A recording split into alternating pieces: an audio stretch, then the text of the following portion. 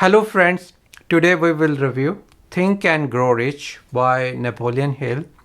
I call it the holy book of self-help book. Why I call it holy book? It has been written a lot of years back. Napoleon Hill he interviewed a lot of rich guy and he found out there are common characteristics of these rich famous people which he documented in this book. Why I equate it with holy book is first time you read, you don't get it. As you read more and get older, this book makes more sense to you. You will find lot of diamond, gems and gold in this book as time passes by and you read again. So I want to discuss three things from this book which I really like. The first one is desire. If you want to be successful, you need to have a desire. You need to have a ambition. You need to have a ambition. You need to have a vision. What are you going to be in the future? He gives a example of a great warrior. This warrior was fighting another army and this army was huge. And this leader has a burning desire of winning. What does he do? He takes his army to the shore and then he warns his ships and he told his army men either they have to fight or die. So his army fought a very superior army and they won the battle. So that's what need for success, a desire, a burning desire. He gives example of Edison. Edison has a burning desire to build a lamp. He failed 1,000 times, but finally he invented the bulb. Steve Jobs has a desire to see that personal computer is used by the end user. It becomes a bicycle for the mind for every user.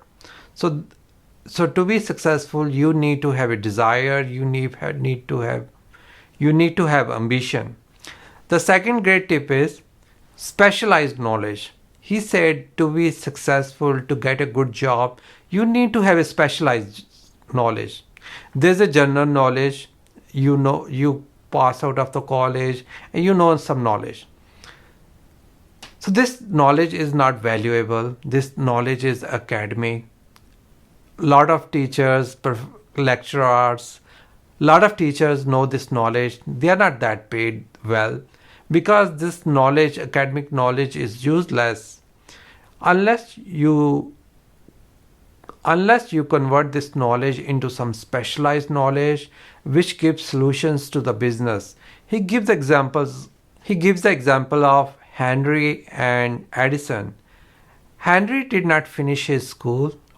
Edison just passed 6th grade. They are known for the best inventions in mankind history. So what it means, what are my takeaway from this? So as we pass out from the college, we have academic experience. Once we get the job, we need to know how to apply this, whatever we have learned in our college, whatever the languages, technologies, engineering practices, how do you use in the real world to give solutions to the business?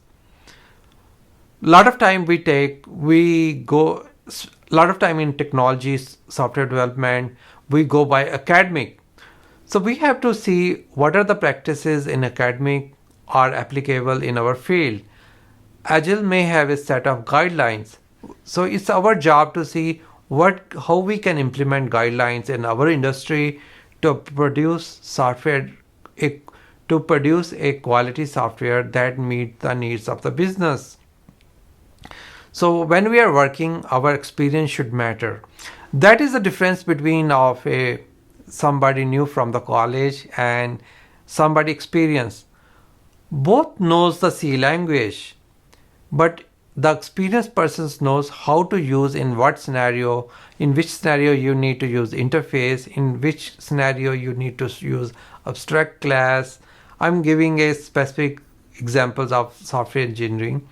So a lot of time we experienced people when we are giving interview, from our subconscious mind, we give examples how we use certain techniques, certain technologies, practices in the real world, and that makes a difference. So when you're working in a job, pick up leadership skills, pick up people skills, learn how to use technology to give solutions to the business. The third tip book from the book was you need to have a plan. So all successful people had a plan. If your plan doesn't work, you know you need to use plan B. He gives example of Edison.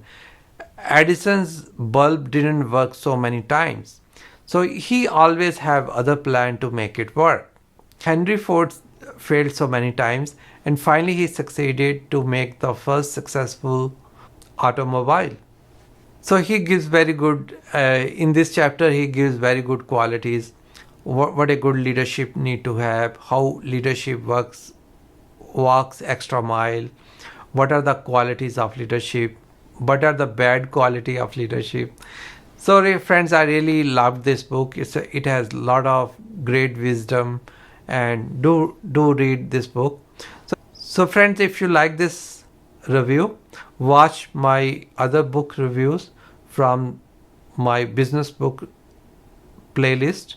Also like it, share it, and subscribe to my channel for your regular updates. Connect with me on LinkedIn and Twitter, especially LinkedIn. If you like small summaries of the video, I will be posting a lot of small summaries of the video on LinkedIn. Thanks again.